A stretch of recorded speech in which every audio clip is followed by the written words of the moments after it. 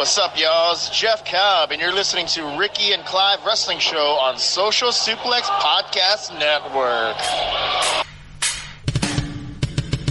You're listening to the Ricky and Clive Wrestling Show. Listener discretion is advised at all times.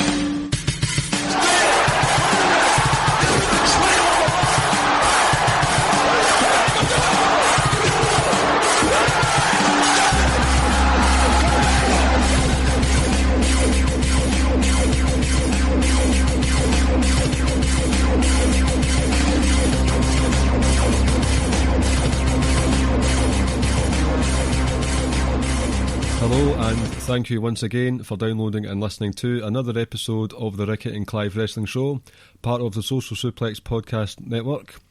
My name is Clive. I'd like to firstly apologise for our absence last week. Entirely my doing. Just a bit of a chaotic household last week. Didn't have the time or the mind space to get some Ricky and Clive on the go. But we're back this week, and hopefully we're back with some festivities and some joviality and some laughs. So first of all, I'll welcome my co-host to the show, Ricky.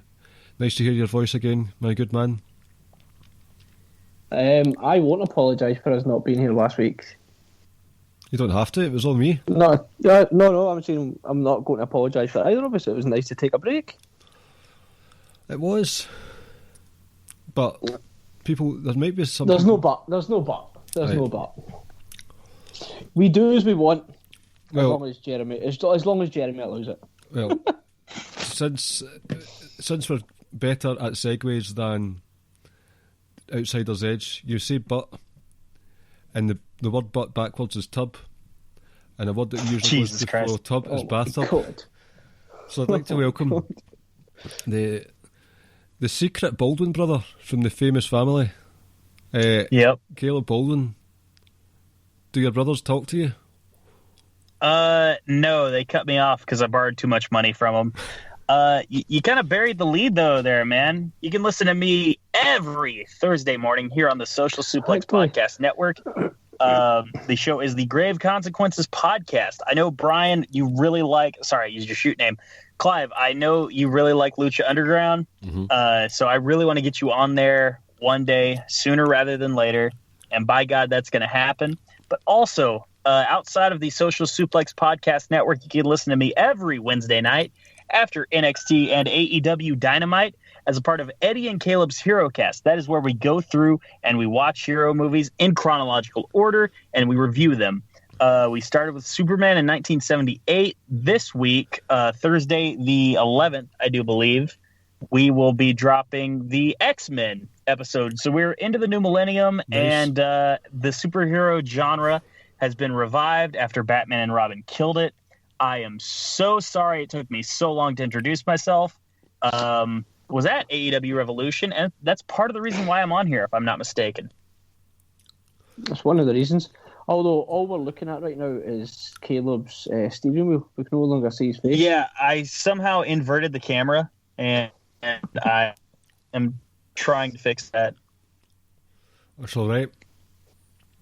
It's a demotion from what we saw before, but we've got that beautiful radio voice to complement it, so it's fine. Thank you. Oh, he's back? He's back. Look at that. Oh, I am back. Right, first of all, I want to give a shout out to some people, and they'll know why. So shout out to Paul Tolley, Rab Ropes, and Meghan Markle. You'll all know why, especially you, Meghan. I know you're a listener to the show. But seriously, fuck the royal family. Okay, right. Tonight, we're going to have a bit of fun and hopefully do something that should work. I've got it all on paper and it seems to work well. We're going to have a triple threat quiz time special where Caleb, Ricky and myself will battle against each other in a triple threat quiz match. We each have questions for each other, so it's evenly pointed, evenly scored. Hopefully some good content, different categories, and of course there will be some wrestling thrown in at the end. Before that though, we'll have some wrestling before the start, and Caleb, the guest to the show, would you like to give us a rundown of your thoughts, just brief sort of overall thoughts towards all the late wrestling? I'll try and say it like what's his face? is it Justin Roberts? Who, the ring announcer? Aye. I'll try and say it like him. Oh, Elite Wrestling Revolution. See before Caleb gives his rundown, I've got a confession to make. This is no, there's no jokes. I actually reached out to Jeremy. I think it was Monday. Basically saying, do you want to come on to the show? But unfortunately, he's out of town. He wasn't sure when he would get back. And I says, and my reason for it was because I wanted Jeremy on to discuss the pay-per-view at the weekend. But also I thought, you know what? Let me do an impromptu triple threat quiz between the three of yous, and then in another little caveat or side story to it would be that Caleb would need to get through the young boy's partner in order to get to the young boy. But unfortunately, Jeremy couldn't make it. That's okay. If I show out, I have an announcement to make at the end of the show, but that is contingent entirely upon me winning, and I know you guys are respectable trivia opponents, so I'm not going to put the cart before the horse. Do you not remember what happened the last time you were on the show doing a quiz? Whatever, that was last time. That's not today, man. Then on you go with your thoughts on the pay-per-view at the weekend. Oh, it fucking sucked, and they should close up shop right now. I'm just kidding. No, okay, this may be live bias because sometimes people can go to bad shows and think they're good. I thought this show was great. So to me, great until the very ending. There were some things I could give or take, or pardon me, could have taken away from the show, and okay, no big deal. Like the Rusev tag match, I thought that's fit for Dynamite. The women's title match I thought was a bit too long, and the same with the Battle Royal and the ladder match. I enjoyed them, but I thought they were both a little too long in the tooth. I do like the debut of All Ego Ethan Page. I am very excited to see other people get to experience him. Just know that in 2017, he was a bit of a big boy, and he's not anymore. He has put in the work. He's done the transformation, and I personally admire that. That's one of the, seeing transformations like that is one of the reasons I'm putting in the effort to do the same. Although my goal isn't necessarily to wrestle, it's to get to a healthy weight and blah, blah, blah. Also, I know it's been very divisive. I am what they call a Christian truther, quote unquote. And that's because I've always preferred Christian to Edge. So to see him sign, I was excited because I loved his TNA run. I loved his run in ECW. And even though he is 47 years old, I wouldn't hate it if they put the belt on him. I don't think that's going to happen, given the age and everything. But also, this is not hypocrisy, because I personally, and there may be some people out there who like the Christian signing but didn't like the Edge Rumble win. I actually like both. I will say this about the main event real quick. I thought the match was good up until the interference and no comeuppance whatsoever for the Good Brothers there. I mean, that's kind of... It's kind of insulting in my opinion in that we spent, months building up like Kenny's got friends or Moxley doesn't have any, and Moxley just never had an answer. Now maybe they'll pay that back later on down the line when Mox comes back, but we'll see. The explosions in the match. Okay, I wasn't watching on TV, obviously. I was watching in person, rather. The explosions in the match looked fine. From where I was, I heard on TV they didn't look good. Oh, and one quick note about the Sting street fight. I haven't seen it because where I was at, there was a big-ass camera obstructing my view, so I didn't get to watch it in person. And I could have seen it, but it was, like I said, it was heavily obstructed. And I just haven't had the time to actually go back and watch the match yet. I hear good things, but again, haven't actually been able to see it. The explosion at the end, it was god-awful. I thought it was so bad, and I knew the show was live, but I thought, did they edit something in post to make it look good for the TV viewer? Because it was terrible. And then I remembered, wait, it's live, they couldn't do that, so this is just bad. Mox immediately audibled, like, right after they went off the air. I thought that was good work on him. Eddie Kingston looks like a fool, though, because he sold for, like, 10 minutes after the show went off the air. It was really bad. See the thing about the explosions, right? All the memes, I get it. and the gifts, it is funny. But they're lucky, because I was watching it back Monday afternoon here, and you could see from the slow motion shots, and just if you paid attention, that it wasn't explosives around the barbed wire. There were fireworks right next to the apron or something along those lines. Like the barbed wire ropes were not rigged. And if they had timing issues with the fireworks at the end, they could have had issues with them during the match as well. So they're lucky. It could have been a lot worse.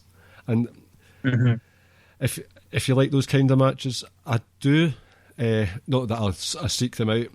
I've not got a disdain for them that others may have. I do enjoy them. I just think it's a bit stilted when it's stunted with barbed wire, especially including a death match, because with death matches there seems a bit more room, and that one just seemed a bit claustrophobic overall, I would say. So it wasn't my favourite match of the night. Funnily enough, and I'm surprised to be hearing myself say this out loud, but the tag match at the start of the night was my favourite one. I'm not a fan of the Young Bucks, but as far as a curtain jerker goes, that was a good fun match to start the show. And I was a bit critical. I was actually texting Ricky during it. I was a bit critical of the women's match at the start, but I ended up really enjoying that. It became a slog, and they're the kind of matches that I enjoy. A hard-hitting, hefty slog, and I felt satisfied. As much as you can feel sorry for a millionaire, I feel sorry for Christian, because if he didn't have an inferiority complex beforehand, living in Edge's shadow all these years, and he certainly did now, that the treatment by fans on both sides, whether saying that's shit, that's not good enough for AEW, or WWE stands laughing, saying that's your big signing. Listen, Christian is absolutely adored by people in the business. A lot of wrestlers have come out and said that Christian has got one of the best minds for wrestling in the business. I just think it was a bit shit, the treatment that he got. So, not happy with AEW. Maybe hyped it up, fair enough, but they hyped up Pac's return, and like they like to hype up stuff. So I just feel shit for Christian through all of that.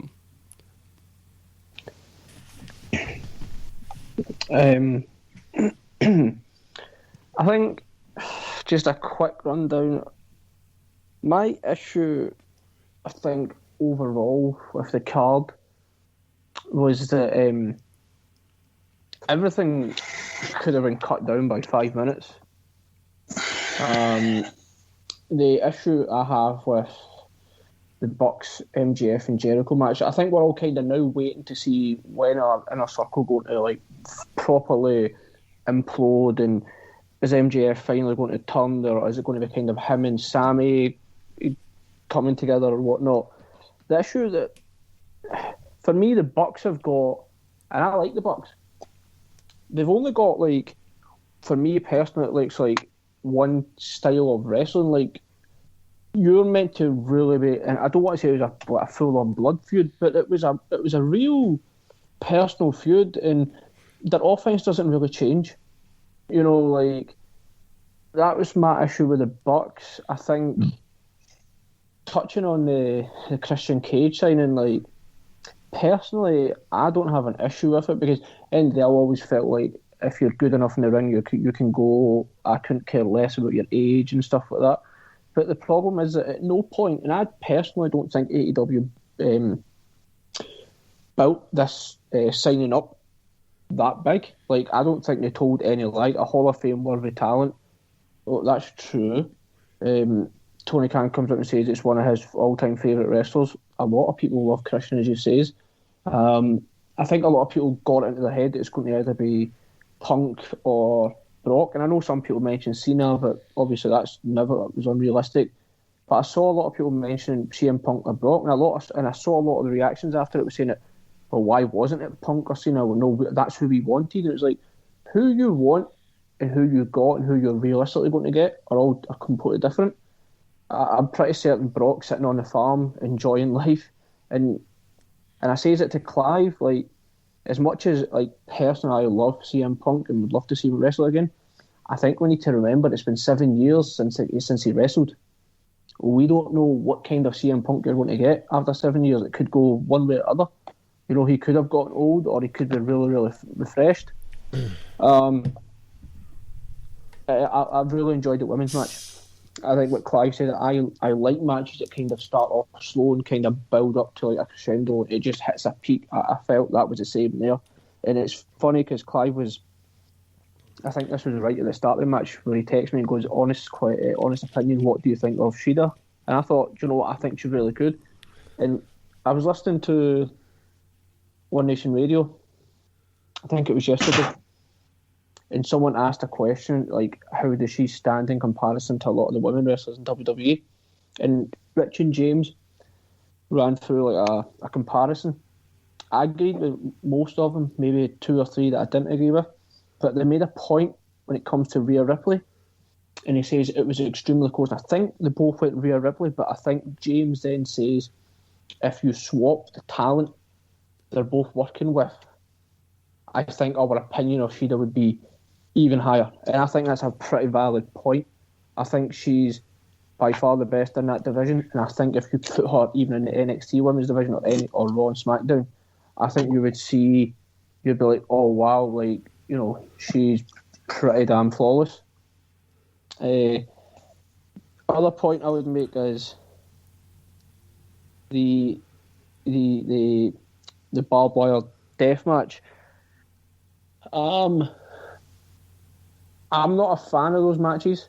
Like, I'm not a fan of like just street fights in general. Like, I watch them and I enjoy a lot of them, don't get me wrong, but just give me 20 to 25 minutes of just normal, no gimmick match, just in the ring. And that's what I've always wanted with these two, and we've never had it, because all 3 matches had some form of like stipulation involved in it, and we're never going to get it now, because you can't now go back and say, okay, we're just going to have a standard wrestling match after everything this took place this last sort of 2 years or so between the two of them.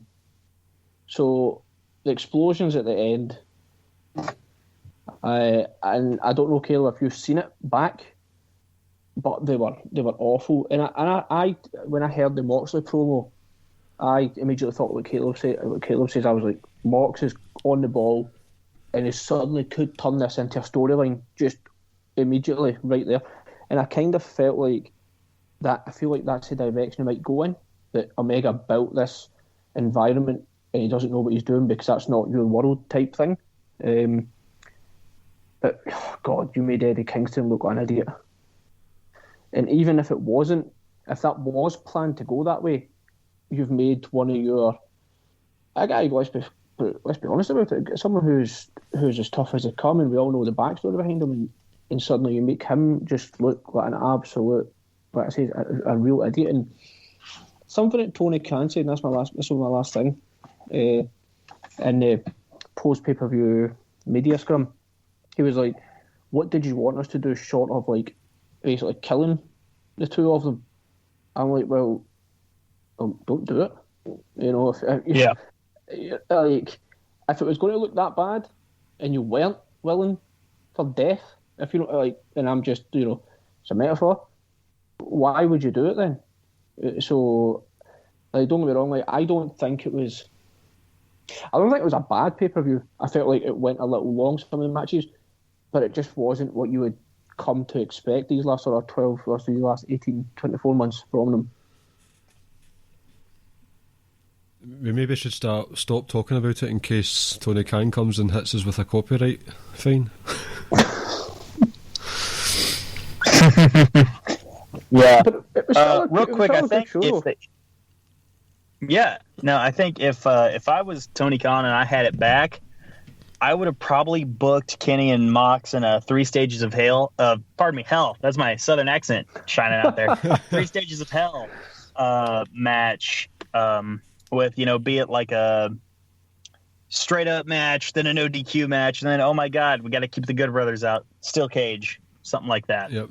Third fall would be a steel cage either way.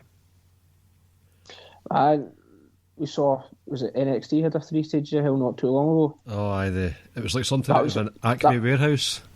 That's something like, maybe it's just, I'm assuming wrong, but it's just something like, I feel like we've not saw in a long time prior to it, and I think I got that wrong, but I like the 3 stages of hell. Yes. I think that's a pretty cool match to have.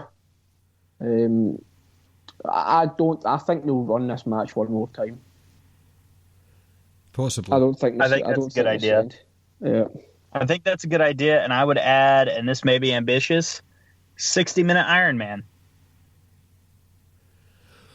But my only issue then with that would be that how do you go from pretty much killing one another to having a non-gimmick match? And this is what I hate. Yeah.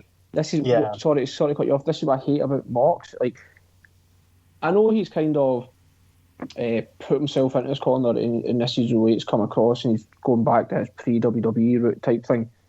I just think he's a really, really good in-ring wrestler, and I think what gets lost in amongst all these crazy matches that he has is, like, I think we kind of forget the guy is still a really good wrestler, and he isn't just like a quote-unquote deathmatch wrestler.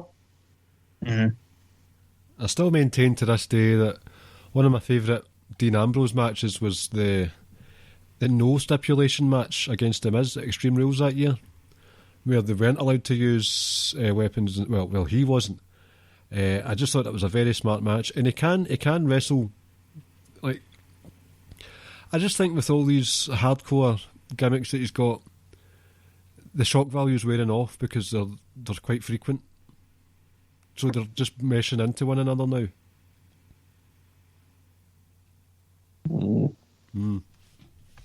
I've got one more thing to say, and it's to do not specifically with the copyright issues that have surfaced the last couple of days, but also just the 3 or 4 different stories that we're getting, and the hissy fits that they take, not being able to take criticism.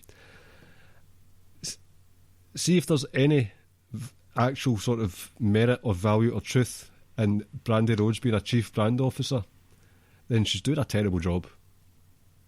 Right. Well, they're extremely thin-skinned for a company to take shots left, right and centre. I mean, the whole brass ring thing in the ladder match is like, come on, man, like, enough's enough. I wasn't a fan of that match. I thought there was at least 3 occasions where, what's his name, Lance Archer, was holding a ladder, clearly, visibly, waiting for the next move to happen. Yep. And Cody Rhodes with the worst cutter I've ever seen in my life. I hate spots like that.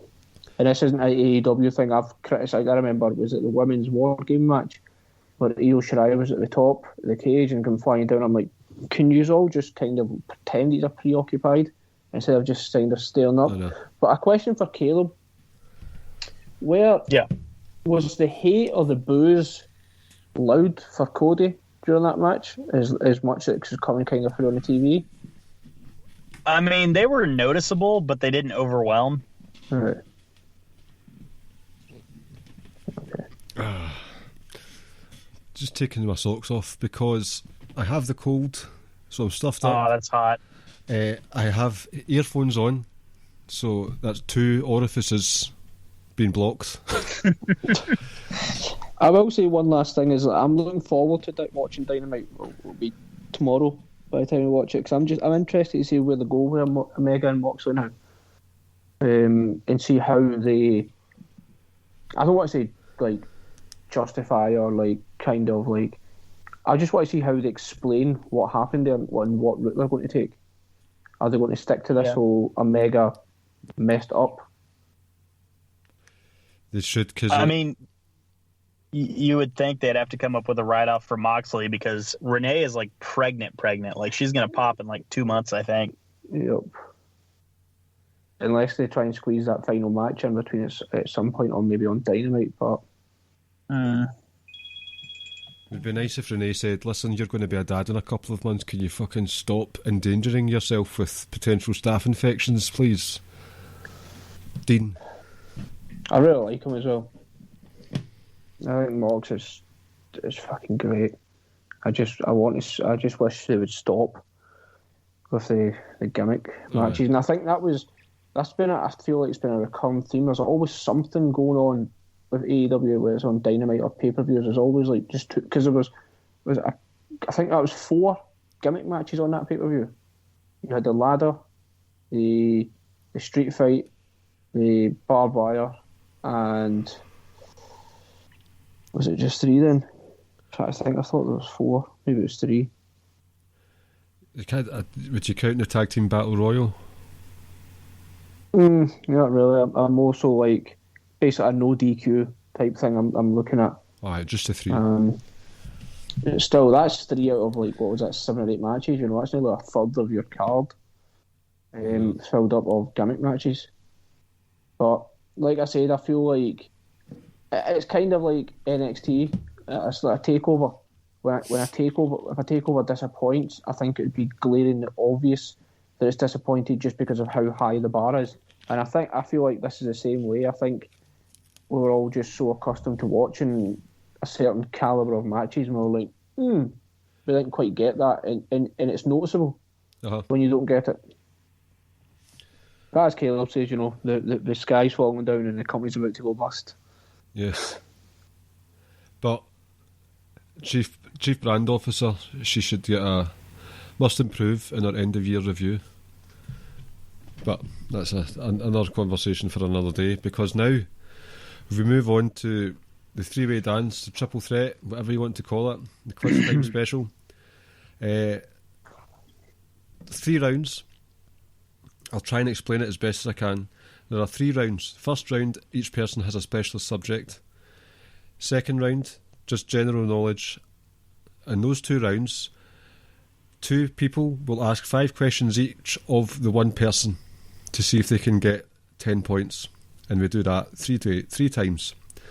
And then at the end, the one person asks 10 wrestling questions, and it's a buzzer round. Okay? So, Caleb, you drew the short straw when it came to me typing up a wee document. So you're in the hot seat first. Would you like to tell the listeners your specialist subject? Well, when I was thinking of special subjects, and I kind of wanted to stay in the wrestling realm, but then I saw Ricky's special subject. I'm like, well, I'm going to go out. Or not Ricky's, but yours, rather. And I was like, well, I'm going to go think outside of the box here. And I chose the Super Bowl. So, Ricky, who's going to ask him the first 5 questions? You can go. I would say, before we go, we should put like a timer, like a pretend timer on each question, so we're not sitting here like with dead air, constant dead air, and we can, because there's about 3 of us. There's quite a few categories to go through, so I don't know how you feel about that. 15 seconds. I was thinking more so like 20 or 25. Right. I don't perform well just to account for lag or anything. Yep, I don't perform well under pressure, so I don't know why I've done this. That's what she said. It'll be fun. Right, I've got a notepad thing up with the scores as well, so we're sorted.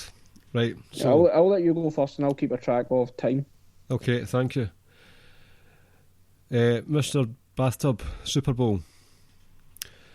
There are 4 teams who have not appeared in a single Super Bowl. Name one of them. Okay, Detroit Lions. Correct. Name the other 3 if you can. Minnesota, Jacksonville, and Houston. Oh, shit, no. Vikings went in. Yep. So I got 3 of the 4, but I can't remember the other one. Oh, you're going to kick yourself. Cleveland. Oh, damn. But I still got that point, right? You still get the point, yep. Number 2. Who won the Super Bowl the year of Janet Jackson's infamous wardrobe malfunction? Okay. That was in the middle of a dynasty. That was the New England Patriots. 2 for 2 so far. Can we just stop? End it now. Oh, shut up. Stop reverse jinxing. Stop reverse jinxing. Number 3. What NFL legend never got a Super Bowl ring? I feel like hold on, wait, sorry. So I know the answer to that. So I feel like we've got to tell him at least the position because there's so many. Like Barry Sanders never got one. I was gonna say, that is kind of. So we'll go. Which legendary quarterback? That narrows it down and probably makes it a little easier. Never got. Oh, okay. I mean, that's open to interpretation, but I would say Dan Marino. Yep. Star of Ace Ventura, Pet Detective as well. Laces out, Laces out. Number 4. My Roman numeral skills go up to 12 because of the clock in my house. So, Super Bowl XL15. That's 35. That's 45. Wait, no, you said XL IV? Yes, XLIV, sorry. That would be 44, sir. Okay, right. So Super Bowl 44 beat what show to become the most watched television program in history? Beat what show? Mm-hmm. Ah, shit. So up until this point, there was a program that had been the most watched ever. Oh, man, that is... Gotta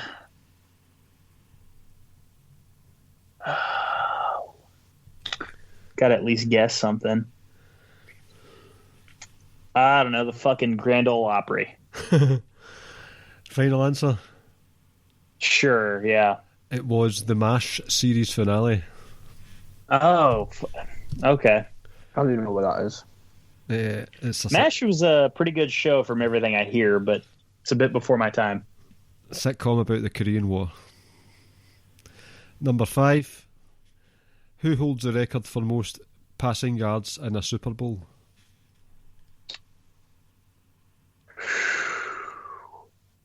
I'm going to go one of two ways here. This is in a Super Bowl game, or just one game? Yep. Okay. I am going to say Tom Brady. Tom Brady, who shares the same trait as Titus O'Neill for kissing his son on the camera. Yep, same person, Tom Brady. I was correct? You were. Awesome. Okay, so real quick, I was thinking either Tom Brady or Montana, and I am glad I went against my heart on that one. That was against the Eagles. Like I'm sorry, Rick. It's alright, we won the game anyway. Right, yo. Oh wait! You're telling me he got the passing yard record in the game that they lost? Yep. That's wild. Because I think when you think about it, the two Giants games, low scoring. 17-14 or 21-17, whatever it was, and then obviously he wasn't Tom Brady. He wasn't the Tom Brady we now know in the first. What was the first 3? Yeah. Right, yo, my 5. Your turn. Fun enough. So just for clarification, I was 4 out of 5 on that first half? Yep. Okay. Right, so question number 1. I never wrote this down. I took a quick snap of it just so I can see. There are 12 teams that have never won a Super Bowl. Now, we named 4 of them. So of the 8 remaining teams, they have all featured in the Super Bowl. Name 2 of them. So name 2 teams who have played in the Super Bowl but have not won it. Now, is this a one-pointer? Yeah, 1 point. I felt like 1 was too obvious because... Okay. Okay, so name 2 teams who went to the Super Bowl but did not win. Yep. Okay. We got the Panthers and the Cardinals. Correct. Awesome. Fun enough, me and Clive had the same question where we both says name a team who's not been to the Super Bowl. Right. Question number 2. How many Super Bowl MVPs does Tom Brady have? Oh my God. I'm so torn. This is a guess. I'm going to say 3. 5. Damn it. Oh man.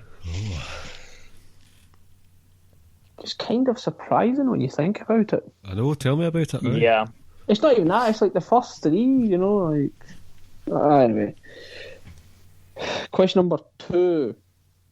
The very first Super Bowl was played where? What the fuck? Daly's place. Okay, so the first Super Bowl was played at Lambeau Fields in Green Bay, Wisconsin. It was the Coliseum in LA. Damn it. Number 4. John Elway has appeared in how many Super Bowls? 2. 5. What? He was winless before TD took him to 2 in a row. Damn it. You're killing me. Hold on, I need to double check that. I'm convinced it was. I mean, I believe you, but I thought for sure he never went to one until like the tail end. Oh, he definitely lost a couple. I need to double check this. Yeah, that's what I'm doing. Not that I don't trust you, but... Maybe you read it from different sites, you never know. Elway and the Broncos lost to the Giants. I was wrong either way, because they definitely went to one. He definitely lost one. No, he lost 3 of them. Dallas, yep. Right. So, last question. Okay. I can't remember the year. I think it was 2000, but you'll know. Mm-hmm. How many points did the Giants score against the Ray Lewis Baltimore Ravens? 7. Correct. Awesome. So I did what? 6 out of 10? 6 out of 10. Damn it. Good job, Ricky. Okay, Ricky. What did I go with again? Capitals? Capital cities, yes. So I initially wanted to go to LeBron, and I panicked. Mm-hmm. I should have stuck with LeBron. All right, so who's asking first here? Me or you, Brian? You've been getting grilled, so you could start the grilling. Okay. All right, Ricky, I'm going to make this pretty easy on you. I picked 5 United States, so just keep that in mind. I would like to know the state capital of Maine. What the fuck? Shout out to Stephen King. Maine? I don't even know where that is on the map. I don't even know. No, I don't know. Sorry, the correct answer. Was that your final Yes. answer? You going to give me anything? No, I couldn't name a Okay. place in Maine. Okay. Well, to be fair, I did have to look these up because I haven't had a history class in a decade. Or pardon me, a geography class in a decade. The correct answer was actually Augusta. All right. See, I would associate that with Georgia. Yeah, no, that's fair. That's fair. South Carolina, the state capital of South Carolina, please.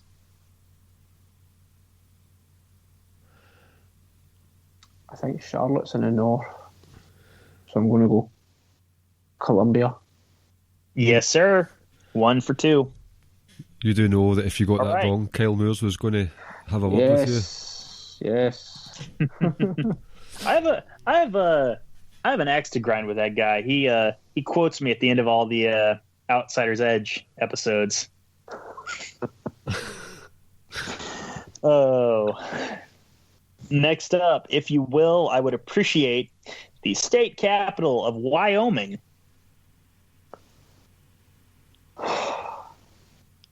No, I have no idea. Why did you pick this? Because I genuinely, to be honest, I didn't realise fucking US states had capitals.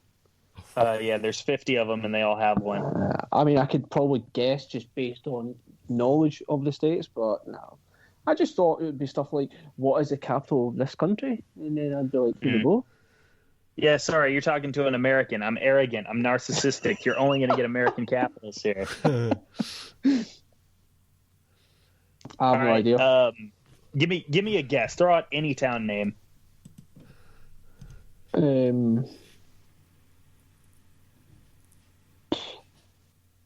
don't know. Wyoming. Oh. Did you say Wyoming? Yes. Sorry, that's incorrect. The correct answer was Cheyenne. Cheyenne, Wyoming. Nope. All right. Next, we go to the land of the Queen of Spades. We go to North Dakota. I need the state capital of North Dakota.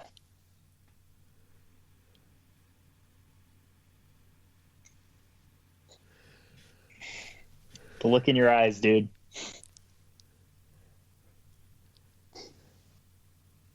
Got 10 seconds left. No. Don't cry on me, Ricky. All right. 3, Nah. 2. No, I don't know. Okay. The correct answer is actually Bismarck, North Dakota.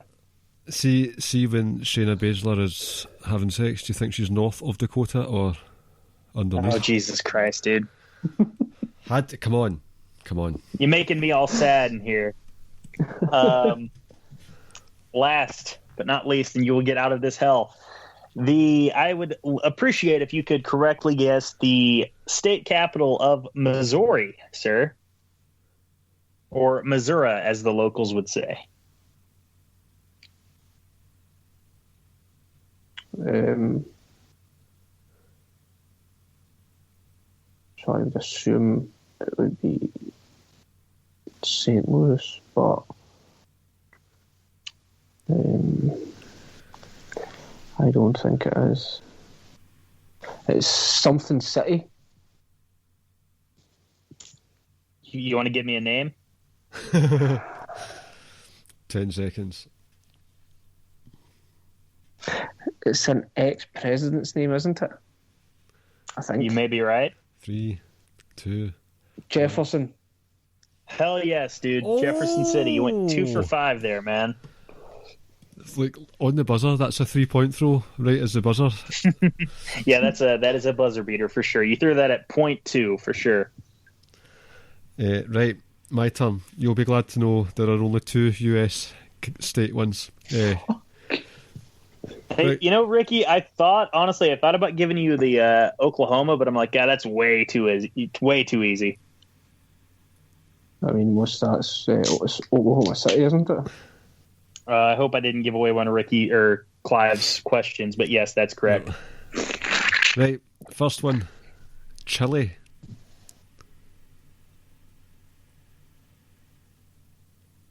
Or Chile.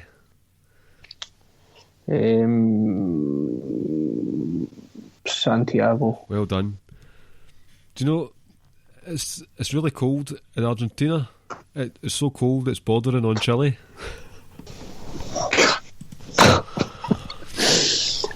Oh, That reminds me, I sold my bong paraphernalia at an auction the other day. I sold it to the highest bidder. let's move forward with the quiz. I didn't come prepared with jokes. Right, what is the capital of Poland? Warsaw. Oh, I'm surprised you knew that Chile one. Rhode Island, which is a US state. Yep. Now, just Providence. Providence it is. My second to last one, Alaska.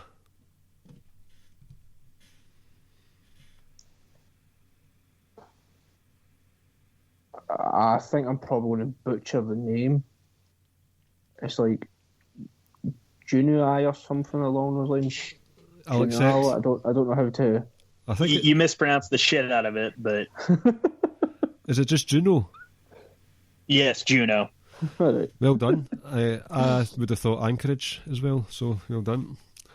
And last, shout out to Sir Sam, Australia. Oh, you are kidding me. That's one of my general knowledge questions.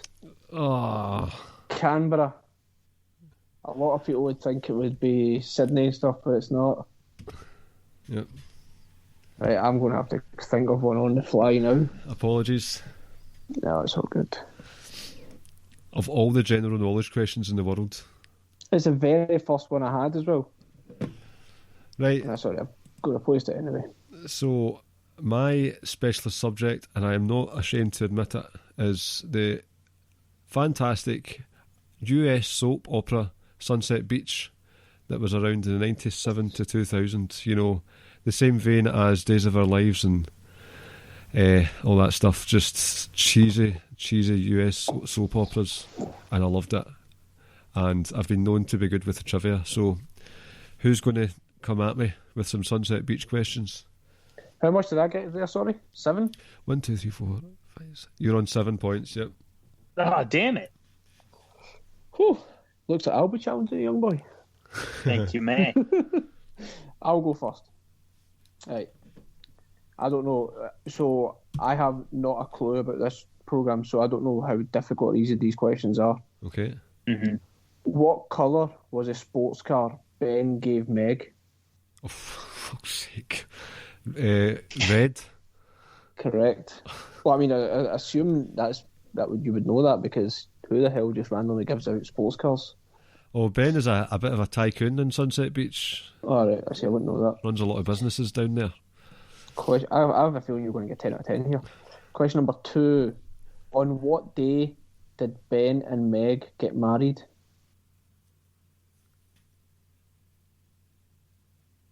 Do you mean what day of the week? Or No, like, it's like a special day of the year. hazard a guess and say Christmas Day? New Year's Eve. Oh my God.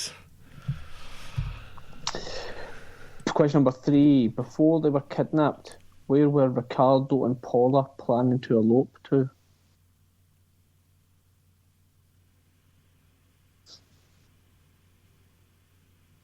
Mexico.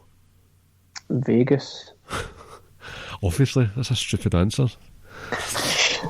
Question number 4. What did Meg find in Ben's wardrobe that scared her?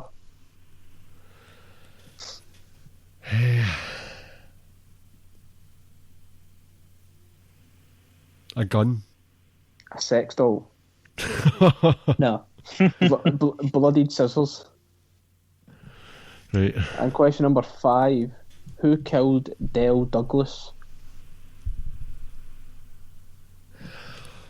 Oh, Annie Douglas. Elaine Stevens. Really? Didn't think she would do something like that. Like I said, I don't know if they were easy or hard, but you got 1 out of 5. I think I had false bravado for this, so... Think? Okay. All right, I guess I will proceed.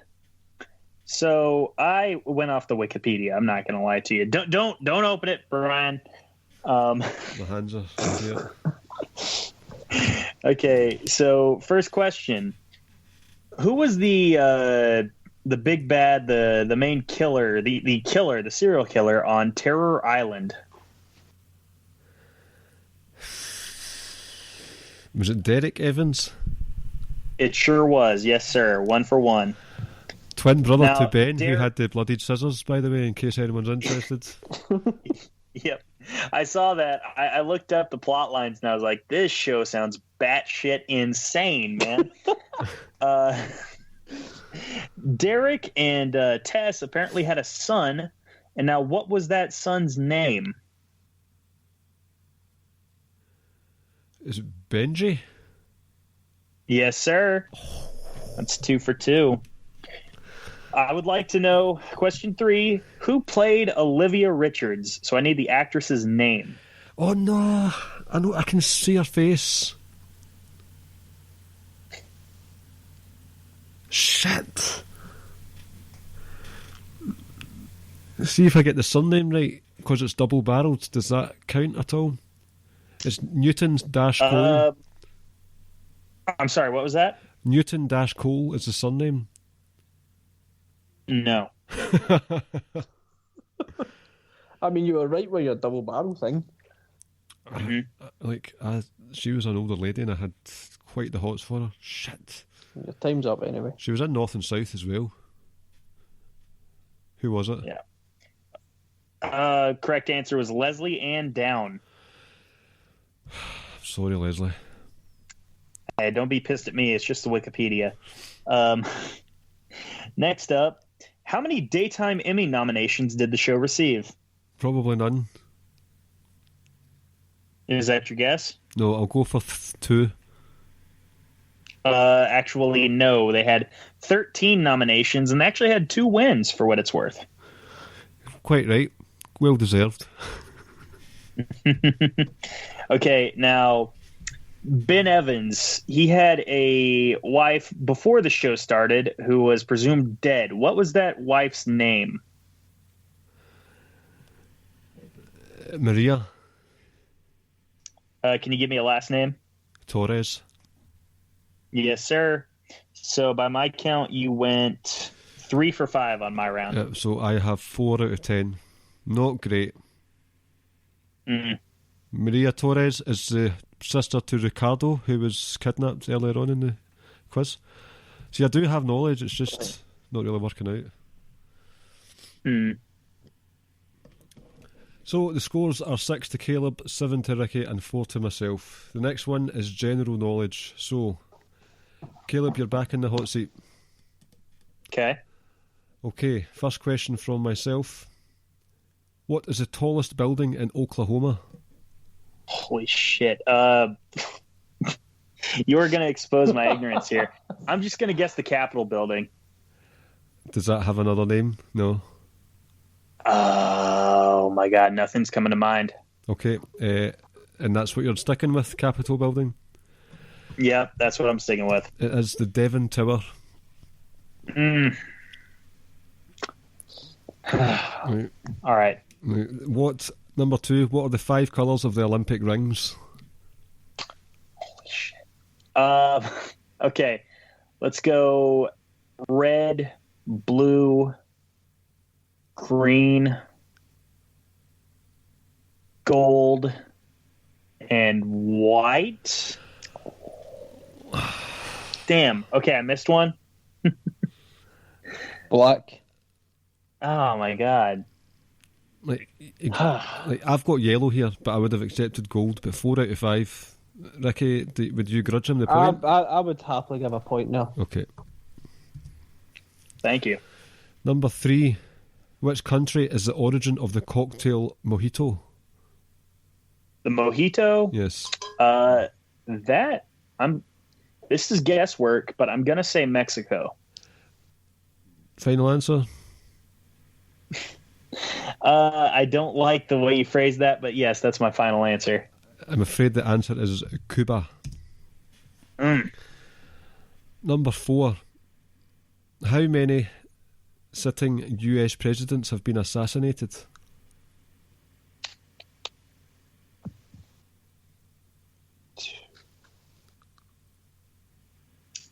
I kick myself in the face if I get this wrong, but my guess would be 3. Who are your 3? Shit. Hold on. Right. Well, we know who 2 of them are. Yeah, I know who 2 of them are. Oh my God, I can't even place the 3rd guy now, even in my head. Or the 4th. Because Lincoln and Kennedy. I fudged up. I'm pretty sure I got that wrong, and I can't even come up with a 3rd guy. Okay. Fuck. Well, the answer's 4. Oh, it's 4? Uh-huh. William McKinley, James Garfield, Abraham, and Big John F. Right. Shame. The shame, indeed. Your own state question and your own country question, and you got them wrong. Yep. How many did they get there? 2? 1 so far. Oh, he got 2 presidents, so but right. Last question from me: which rock band has topped the UK album chart for a 5th time with the album "Medicine at Midnight"?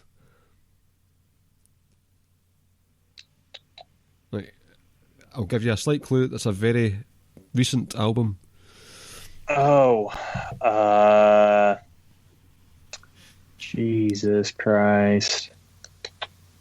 The Struts? Nope, it was the Foo Fighters. Oh, gee. Are they American or British? They're American.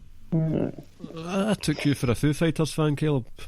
Don't know why. I know their discography. I like their old stuff, but I haven't listened to much new stuff. That's Not fair only enough. just them, but in general. Yeah, I'm the same. There we go. Right. So For me, one out general of 5 knowledge. there. Question number 1. This is one I've just made up on the fly. What is the capital city of Turkey?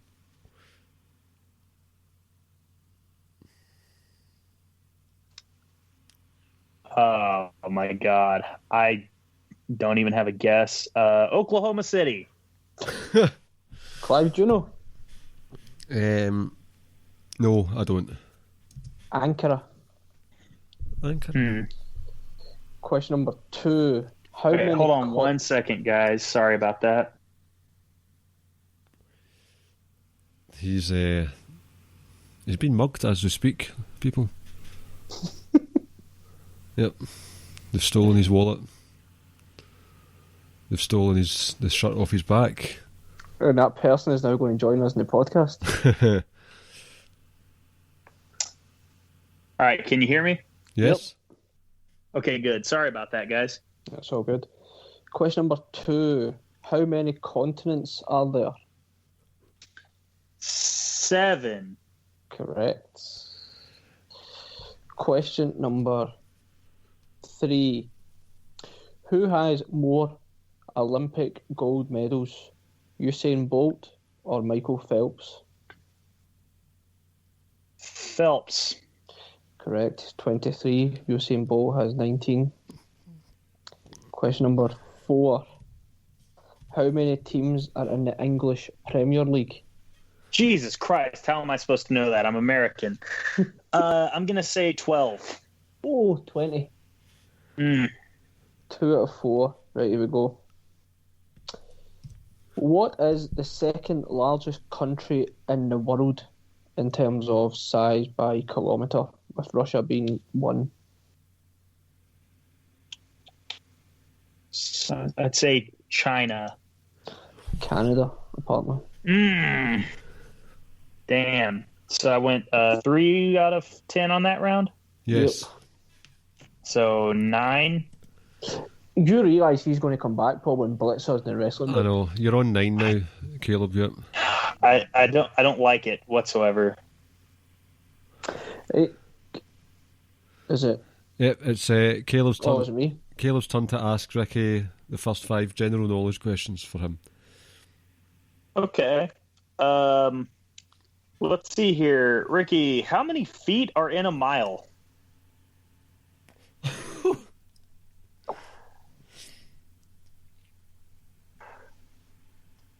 I need to hazard a guess at this.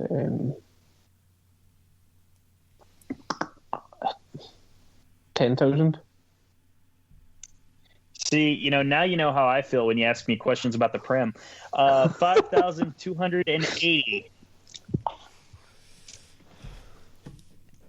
Okay. That was a harsh question. I mean, Next up. you got asked how many continents there are, and you're asking him that? Fucking hell.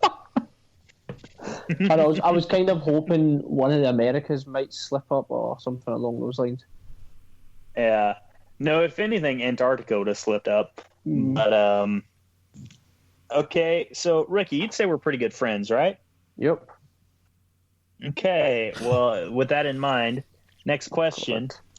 So, my birthday is on September 20th. So, how old will I be on September 21st of 2021?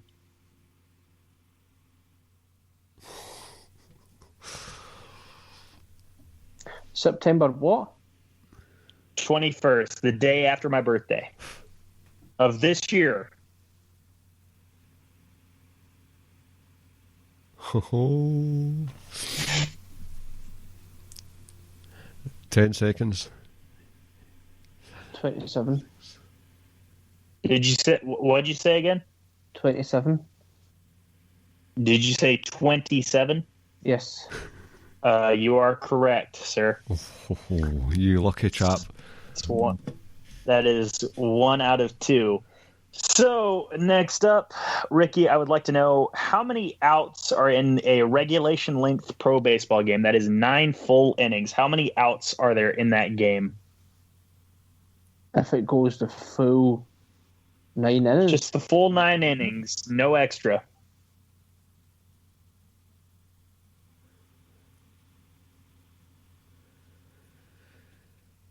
I think I know the answer to this one. Oh, hold on. 27. Oh, wait. No, it can't be right.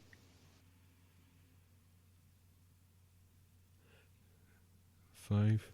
54. 3. Yes, sir. Aye. Yes, sir. All right.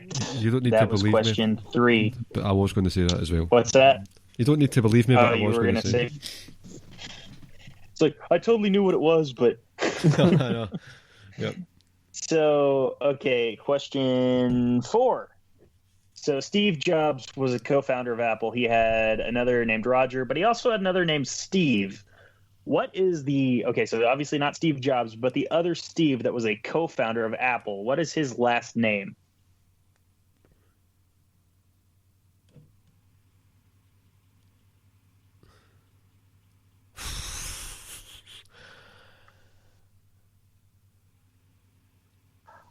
I want to say 10 seconds. it's 5, Wozniacki, or is it Wozniak? 3, 2, 1. One of them. What's your final answer, sir? I'll go Wozniak. You are correct, sir. Oh. Wow, you are the master of the last second shot there. I know. Let's see, 1, 2, 3, 4. You hit 3 out of 4 so far. Last question. How many seasons of Seinfeld are there? I've never watched it. Hmm. I'm just going to have to go on a limb. And it started in, I don't know, 7? Did you say 7? Yep. You were incorrect. The correct answer was actually 9. So you got 3 out of 5 there. Can I just ask, what are the 3? Because I've got 2 for some reason. First one I got wrong. The baseball one, Okay. Caleb's birthday. He got my And- birthday, he got the baseball one, and and Steve Apple. Wozniak. Yep. The baseball one. Apologies. Mm-hmm. Right, that is 3 out of 5. Right, okay. There is my phone. Ricky. The Republican Party is known as GOP. What does that stand for? What does GOP stand for?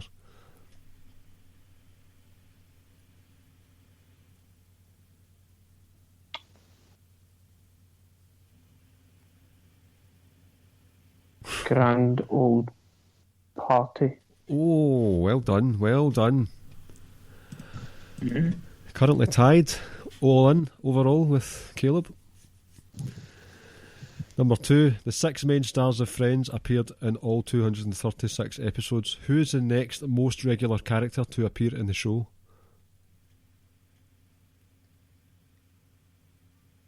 Oh, that's tricky. That is so tricky. Richard was in it a lot. Mike was in it towards the end quite a bit.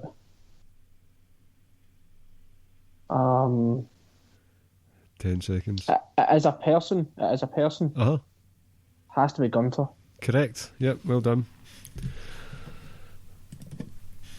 I mean, the amount of times he's been in the background and not said anything as well. Yep. Number 3, Z, and which other letter are worth the most points in Scrabble?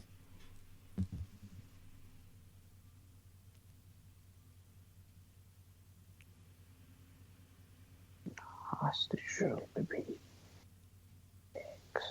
Surely.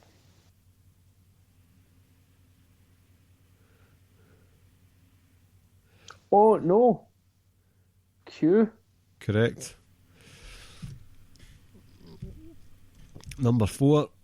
Who's the only person in the UK who is allowed to drive without a licence?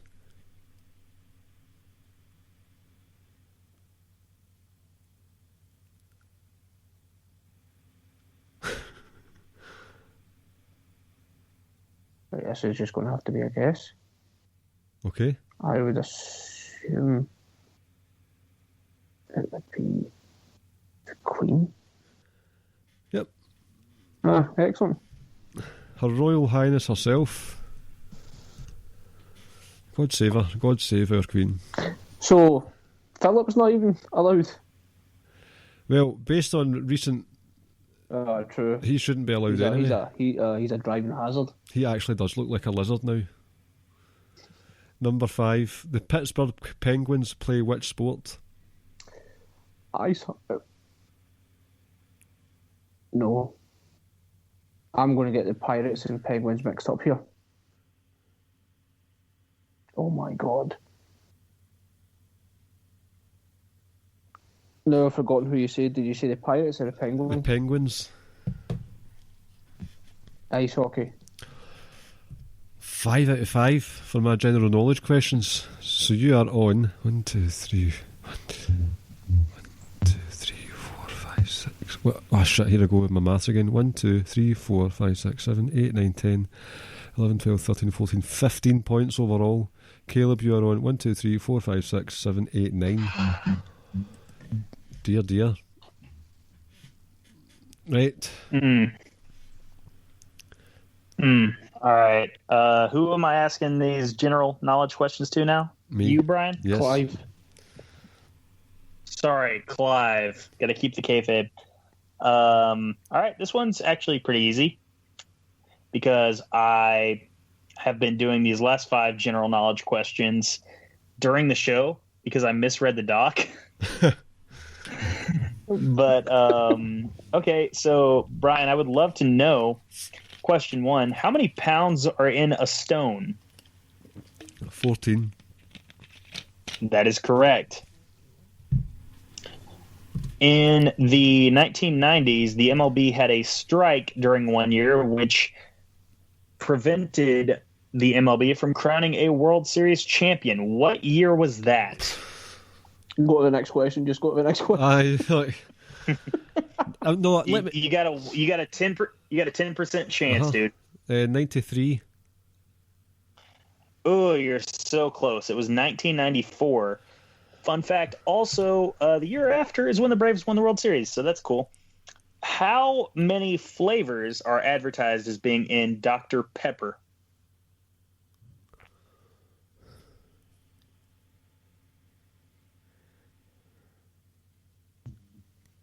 Sorry, I lost you for a second. Did you answer while I was gone? No, he didn't answer. 7. Okay. 7. I don't think you can hear me.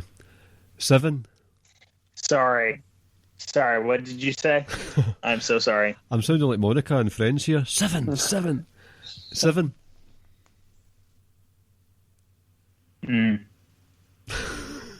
So 7 is your guess then? Yeah, 7's my guess.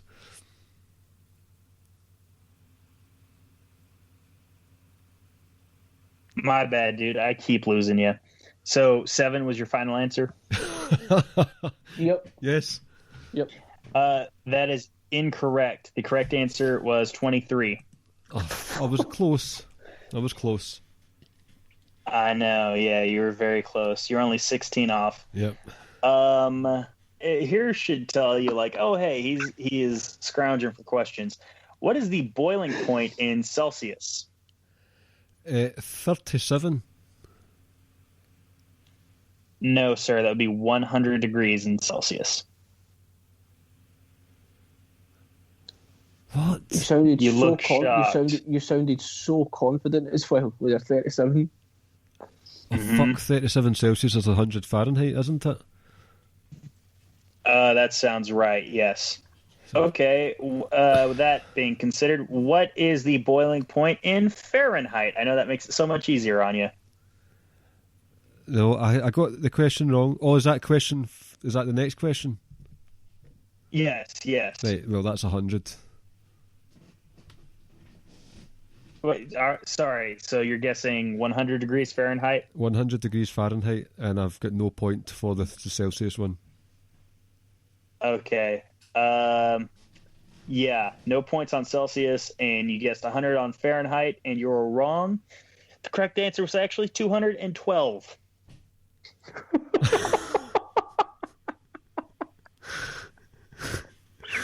Do you know why you got mixed up? It's actually 100 degrees Celsius, and you got mixed up. Oh, right. That might answer the question that I've often asked myself but never out loud. Why is my insides not boiling? Jesus Christ, man, that's bad. Enough. That is bad. Was that 0 for 5? One. I got one correct. Right, okay, here we go. Question number 1.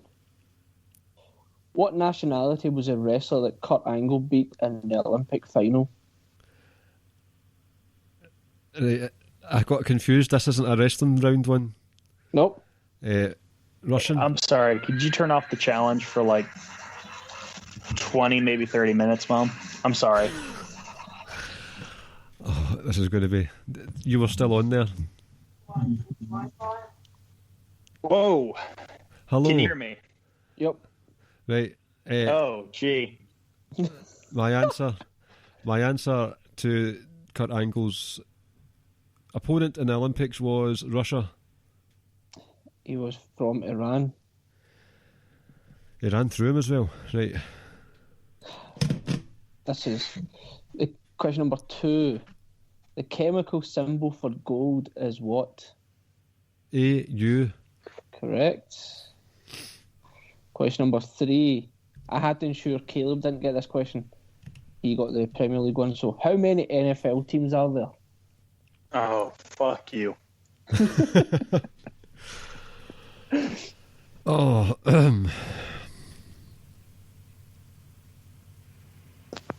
32.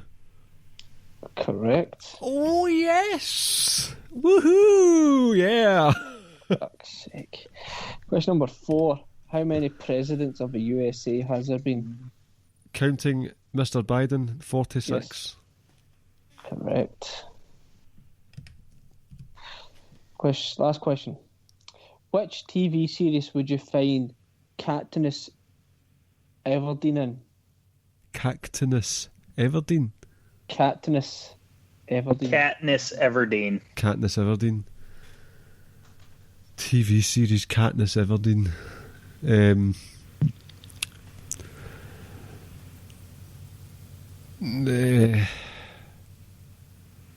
MASH. Hunger Games.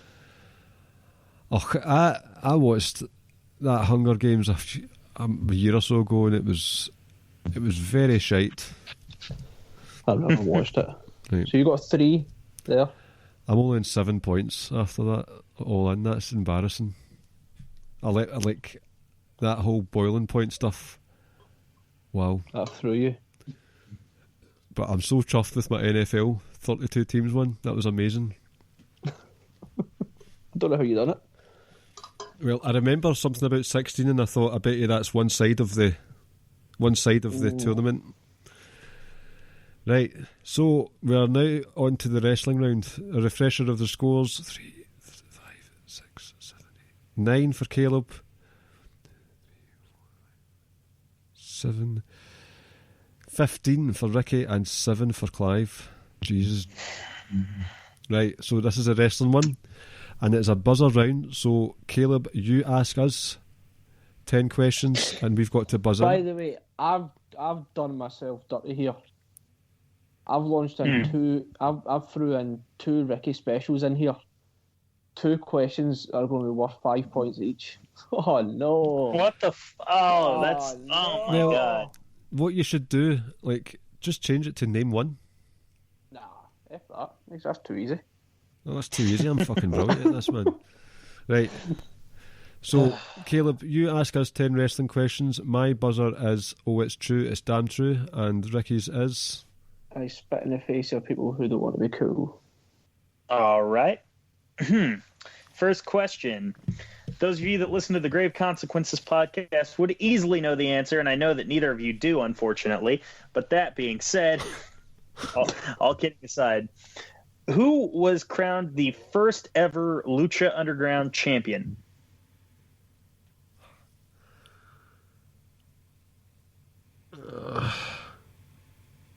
Oh, it's true, it's damn true.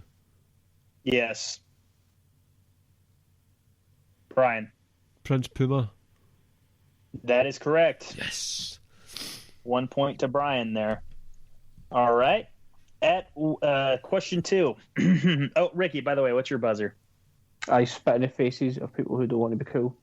Sorry, you said that already. I'm just forgetful. Okay. Christian Cage won his first NWA World's Heavyweight Championship at what pay-per-view?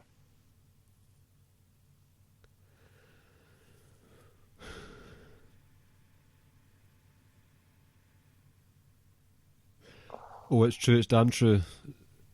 Brian. Slammiversary?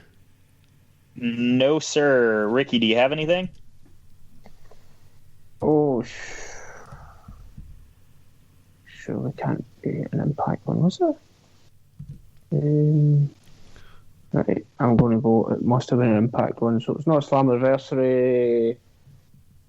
Final Resolution. That is incorrect. I will take one final guess from each of you. I guess buzz in correct order if you have a guess. I spit in the face who would want to be cool. Ricky. I know the answer to that. Against all odds. That's correct. Ricky, you've got one there. The thingy, now, Final Resolution was the second one. Yep. Okay, so in 2004, John Cena lost the United States Championship to Carlito, and then before he went to go film The Marine, he was quote-unquote stabbed outside of a nightclub. Who did this stabbing? It was a wrestler, and I would like his name. Brian. It was Jesus.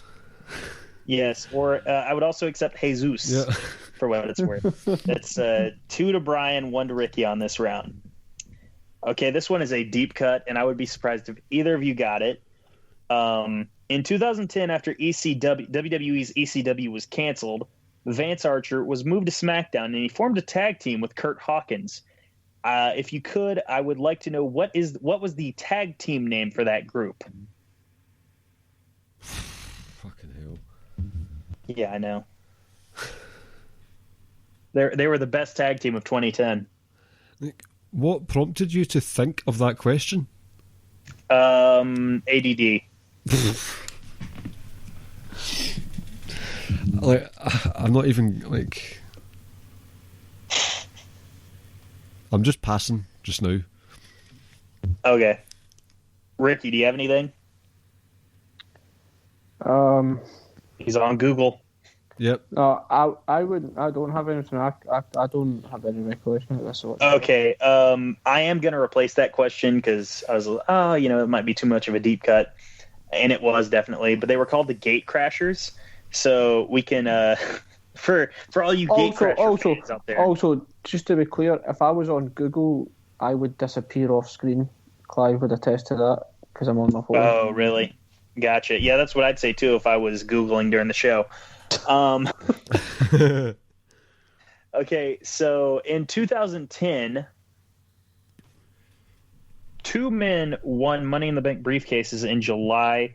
Who was the? Pardon me. Yes. In July 2010, 2 men won Money in the Bank briefcases. Who was the first man to win that? Oh, it's true. It's damn true. Oh, Brian. It was Kane. Yeah, it's got to be Kane. It's got to be. That's 3 points. That's 3 points to Brian on this round. In 2012, Sheamus was the World Heavyweight Champion. At SummerSlam 2012, who did he defend that championship against? I spit in the faces of people who don't want to be cool. Ricky.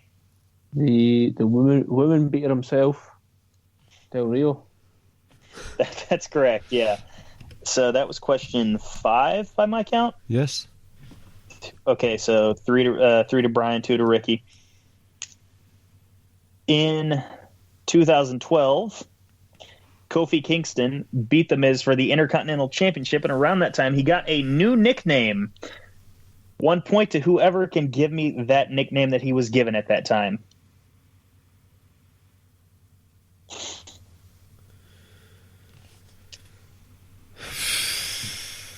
I will replace this question if both of you get it wrong, because this is kind of hard. Yeah. And I'll give you a hint. It's really random, and it came out of nowhere. I've got nothing. I have nothing. I'll pass. Okay. All right. Well, the correct answer was the Wildcat. Yes, he was the Wildcat, Kofi Kingston. Just like, you don't have to add any more on, because I've only got 10 questions. If you both get, Okay. if we both miss it, then we've both got 0 points at that bit. So I'm fine with that. That's fair enough. So what you're saying is I'm screwing myself by adding questions on. Pretty much. All right. Question. Remember when I said I had ADD? Here's question 7. Who won the NWA Television Championship at NWA's Hard Times in January 2020?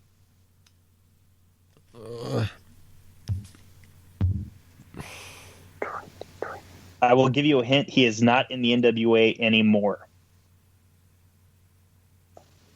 Oh, it's true. It's damn true. Brian. Eddie Kingston. No, sir. Ricky, do you have anything? I spit in the face of people that want to be cool. Ricky. Stocks. Yes. Yes, sir. I realized as I was saying it, I was like, wait, the answer is in his nickname.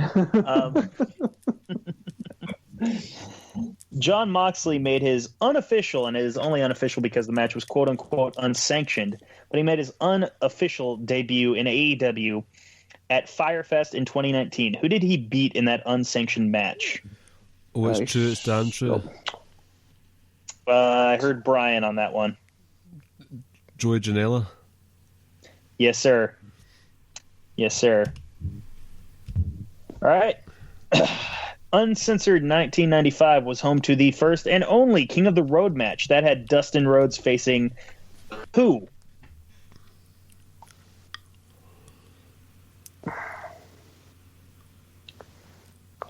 Oh, it's true. It's damn true. Brian. I'm just going to go for it. Ric Flair. No, sir. Ricky?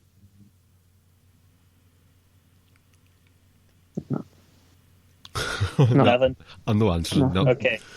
All right. Well, the correct answer was the Blacktop Bully. He was also known as Barry Darsow, also known as Demolition Smash. Oh. Final question. Slammiversary 2017 saw what WWE contracted wrestler sit ringside in a disguise? And they were, like I said, they were contracted at the time. I spit in the faces of people who don't want to be cool. You sound so confident saying that, Ricky. What's up? What's his damn name? I want to say, I don't think this is correct, but Enzo? No, sir. Brian, do you have anything?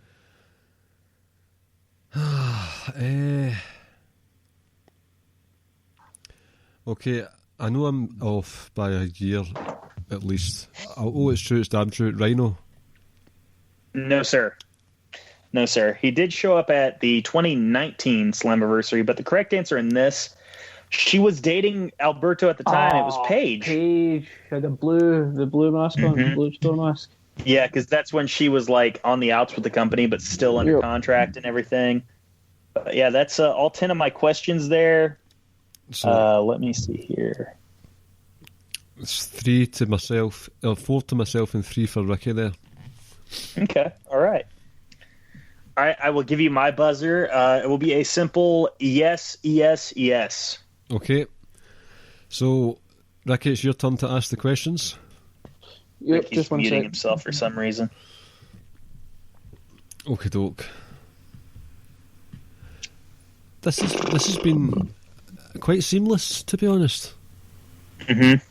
Ricky's what, 9 up on me right now? Oh, I've just been putting ones and zeros, so I'm not Keanu Reeves in the Matrix. I can't read it. Fair enough.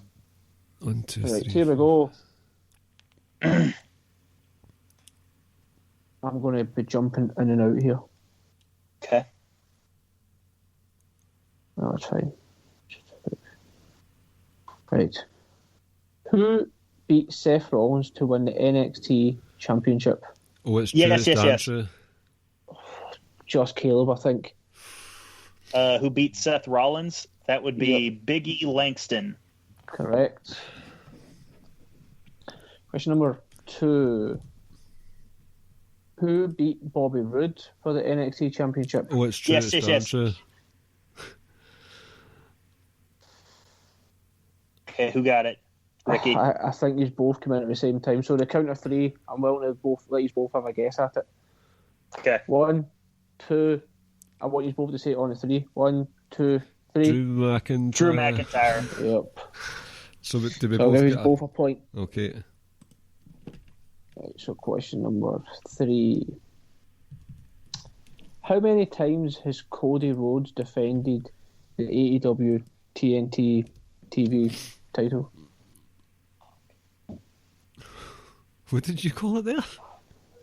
The AEW TNT TV title, or what you want to call it. Yes, yes, yes. Yes.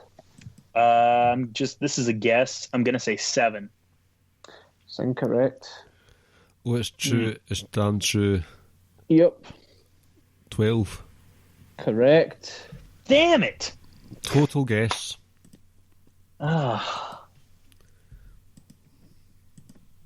Question number 4. Name 5 of the people he defended it against. Yes, yes, yes. Yep. Okay, so Darby Allin, Yep. Scorpio Sky, Yep.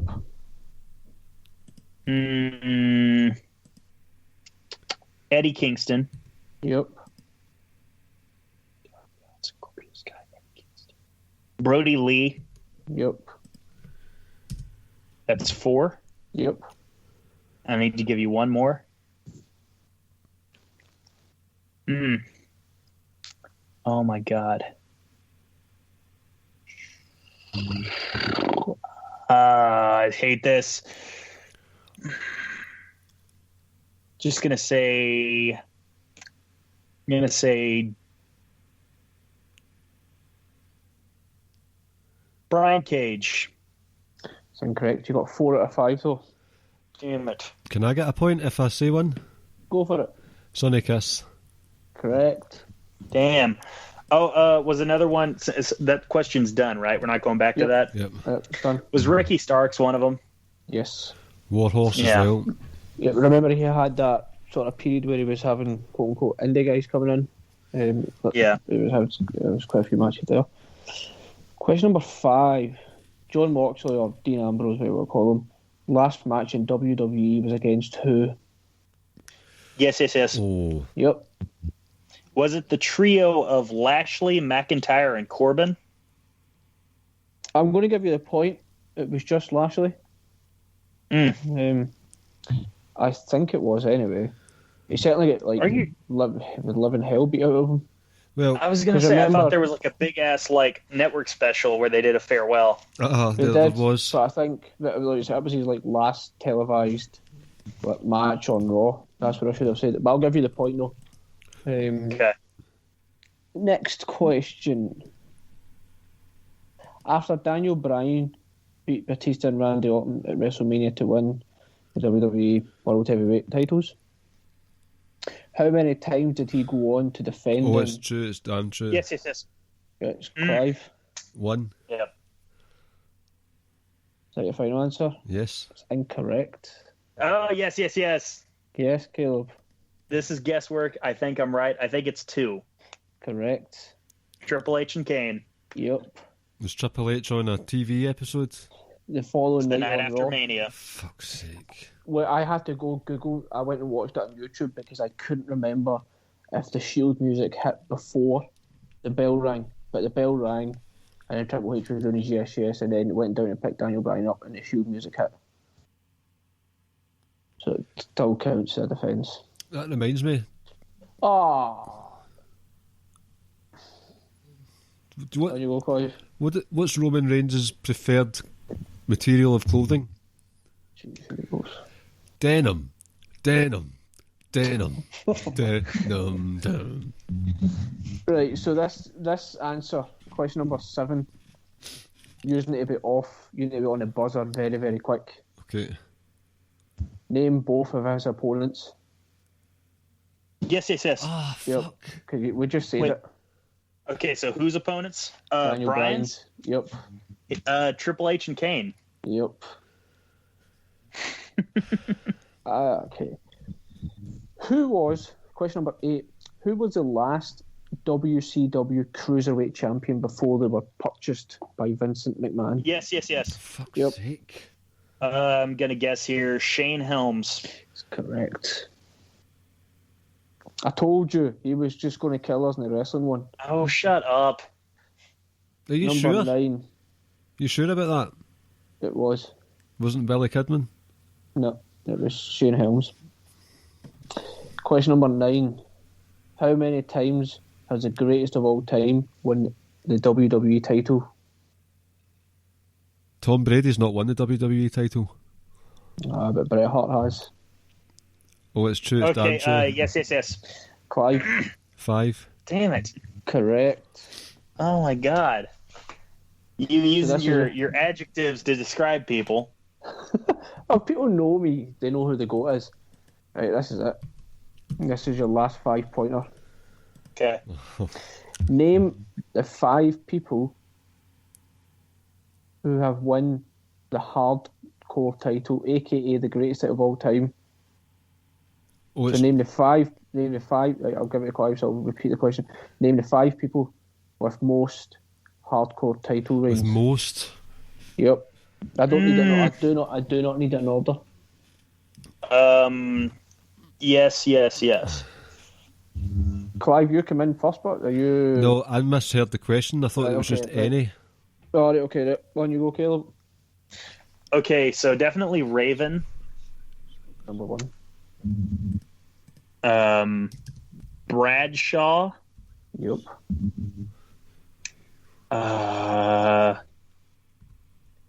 Raven, Bradshaw, Crash Holly. Yep. Rest in peace. Yeah, forgot he was dead. So did I Ricky. until Keeping It Strong so told me live on a podcast. I forgot about that. Yes, yeah.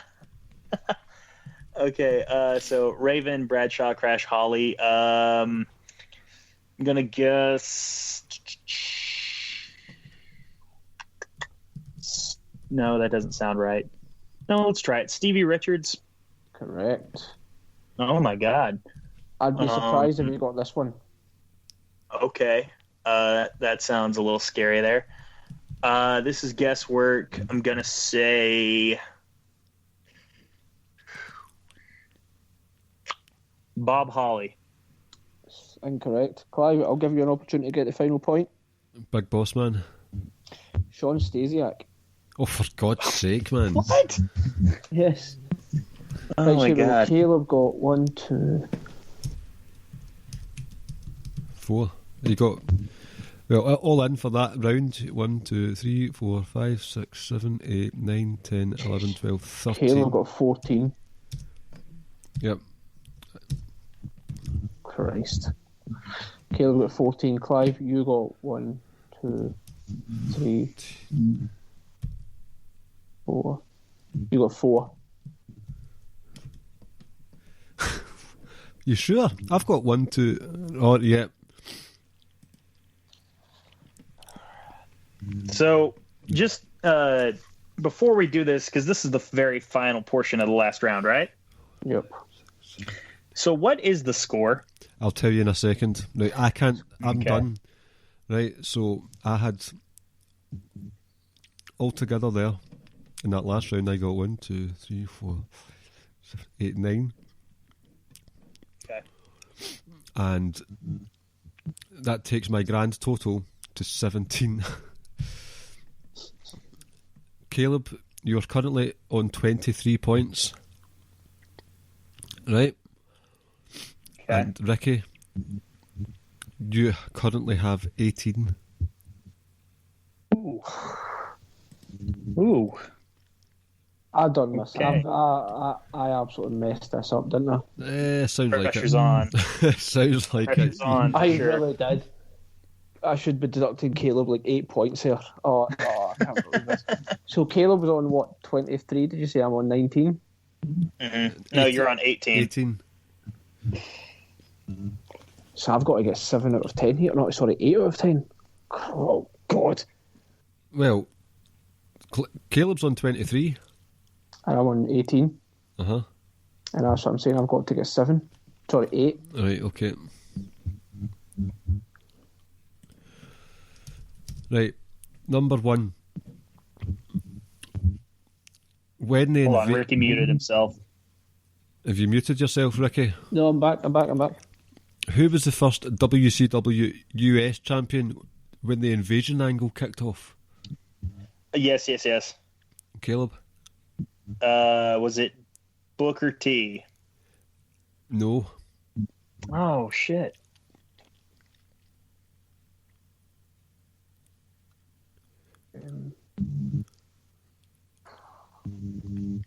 I spit in the face of people that want to be cool. Booker T was the thingy.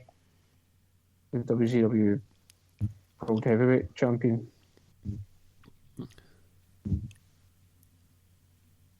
I'm just trying to think who had a belt around about that time.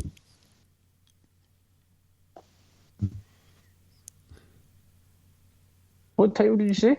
The US title. US. What was it name?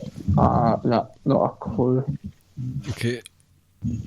Now, Booker T did have it when it finished WCW, but it was Canyon. Huh. Because Booker was the world champ, they had Canyon as the US title champ guy going in. So, no points there. Speaking of Booker T, how many times was he a tag team champion in WCW? Fuck. I'm just going to have to keep buzzing in.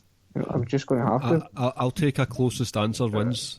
I spit in the face of people who want to be cool. Okay. 9. Okay. I'm going to take a... Yes. Caleb? Because you're saying closest answer? Uh-huh. I'm going to say 11. I knew he was going to say that. Oh, for fuck's sake. I damn near said 10. You're both one off. So, just to keep it fair, I'll make it 1 point each. Okay? Okay. It was 10. Booker T again. He beat which current WWE superstar in the final to become the 2006 King of the Ring? Yes. Caleb? Lashley. Oh, that was quick there. Very quick. Trying to win. It's done. I've lost. Oh, shut up. Damn. No, I have. Just going by. Yeah, well, let's go to the end. Right, I'm just keeping scores here. Right. Number 4. Which woman won PWI's Most Inspirational Wrestler in 2015 and 2016? Yes. Caleb? Bailey. Oh, fuck. Go to your bed, Ricky. I would never have got that anyway. I was going to give a clue saying this was during her NXT run, and that probably would have helped because she was quite the inspiration back in the day. before she became a Karen. Number 5. Who is the shortest reigning NXT Women's Champion at 71 days? Yes. Caleb. Kairi Sane. Correct answer. Is that a yes? Yes. What real-life brother versus brother match took place at Fastlane 2015? Yes. Caleb. It was the prelude to Double or Nothing 2019. It was Cody versus Dustin. It was 8 minutes that lasted. 8 minutes. I like Stardust. I'm telling you right now, I like Stardust. Same here. How many times has Bad News Barrett won the Intercontinental title? Yes. Caleb? Now, I'm one off. I could be one off. I'm going to say 5. Correct. Jesus. Number 8. Who has these lyrics? And I will not say if it's a current or old song. Go check the scores again. I came out a perfect 10. Yes. Caleb? Dolph Ziggler. They broke the mold when they made me. Dolph Ziggler. Destruction. I'll take the closest answers for this one again. How many NXT champions are American? Were American? World champion or total? This was just the NXT male champion title. Again, specifically just the world championship, or not the North American, just like. Okay, just the world title, just the main title. The one that Nakamura Correct? won, that one, yes. Okay, all right. So American NXT champions. So I'll take the closest answer, so you both get a shot for this one.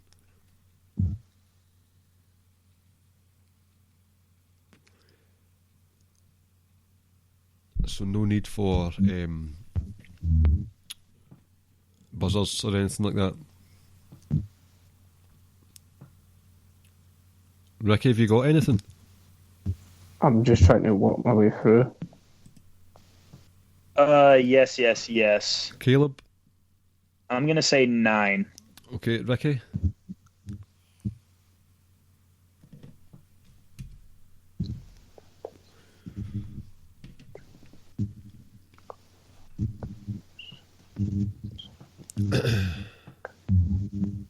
I'm going to say 10. The correct answer is 9. We had, in no order, Ciampa, Gargano, Rollins, Big E, Bo Dallas, Adam Cole, Keith Lee, Karrion Kross, and Samoa Joe. Now, I know Samoa Joe's Samoan, but you know what I mean. He's actually from California. Yep. This is quite a boring question. Oh, damn it, Bobby Roode's Canadian. I almost slipped up on Rude too, man. And I actually almost went on Almas as well. This is beer money. quite a boring question to end proceedings. But who was Bobby Feud? Feud? Who was Bobby Roode also feuding with at the same time as his title feud with Drew McIntyre? Yes. Caleb? Roderick Strong? Correct, and it was the more interesting feud out of the two. Caleb, Ricky, you got 1 there, so that takes your grand total to 19. Caleb, you got 1, 2, 3, 4, 5, 6, 7, 8, 9. So you were sitting pretty on 32, and you are our first ever triple threat quiz time winner. Congratulations. Feels great. That wasn't. You guys really exposed how stupid I am with the general knowledge quiz. But you also exposed how terrible we are at wrestling. Maybe we just need to stop the podcast altogether. Like Jeremy and Josh and all them have alluded to it. Some might say it's an insult. I say it's more a fact of life. Shout out LA Knight there. I'm a bit of a Rain Man when it comes to wrestling trivia. I just kind of don't forget things for the most part. Well, I assume this is promo time. So, Josh Smith, the young boy, he's held the crown of Quiztime Invitational champion for too long to have not defended it. So, Josh Smith, I am laying the gauntlet down to you. I want you to come on here. I want to face you one-on-one for the Quiztime Invitational Championship. Win, lose, or draw, I want us to have an epic Quiztime Invitational. And by God, I want to bring some pride to that championship. And my promise to you, should I get this shot and should I win, I will defend it as much as feasibly possible without putting anyone out. That being, Ricky and Clive here, of course. Guys, thank you for having me on. It has been a blessing. It's been a great week in general. It was good to come on here, shoot the breeze, talk Revolution for a little while. And as always, do not forget, check out Grave Consequences, the Grave Consequences podcast every Thursday morning at 6:30 a.m. Eastern. Now, first of all, thank you for your time. Secondly, very good promo. Yep. Thirdly, Ray Cash is already in front of the line for an automatic rematch because of the dubious... Oh, he is? He is. He is? How about you face the winner of that match first? That match will happen first and then you can face the winner. That sounds fine. Yeah. Right. So, I hope you've enjoyed tonight. That actually worked out quite seamlessly. Would you agree, gentlemen? I would agree. It was good. Yep, for a triple threat, it worked out well. I'm quite glad the rules were easy enough to follow and with a longish episode, but it's a bumper for us returning after a week off. This has been the Ricky and Clive Wrestling Show, part of the Social Suplex podcast network, where you can find other shows such as One Nation Radio, Keeping It Strong Style, Grown Men Watch This Shit, as we've heard there, Grave Consequences, All Things Elite, Great Match Generator, and 8-Bit Suplex Podcast. Give us a nice 5-star review or any stars that you want on the podcast app catcher of your choice. You can go to socialsuplex.com and you can get the podcasts there. You can also get the columns there. And if you press the subscribe button, you can get them sent directly to your email inbox. On the show notes on your app, you will see links to a donation page if you wish to donate to the network as a whole or to us, so I can get a nice webcam and pay for other things. Like, I don't know, street drugs, something like that. There's also a link to take you to the Pro Wrestling Tees page where you can find some Social Suplex t-shirts at the Social Suplex page of Pro Wrestling Tees. We are at the Wrestling Squared Circle Facebook group, and we are at Ricky and Clive. Ricky, thank you for joining me tonight. It was good to hear you again. Well, it was good to be on with you and Caleb. Yep, Caleb, thank you. That has been a successful show. Thank you. And you are the number one contender after the other title match, but we'll organise that soon. Right. Thank you for listening, ladies and gentlemen, and we shall speak to you next week. Yeah, take care, folks. Peace out. Thank you for listening to the Ricky and Clive Wrestling Podcast. We'll see you next time.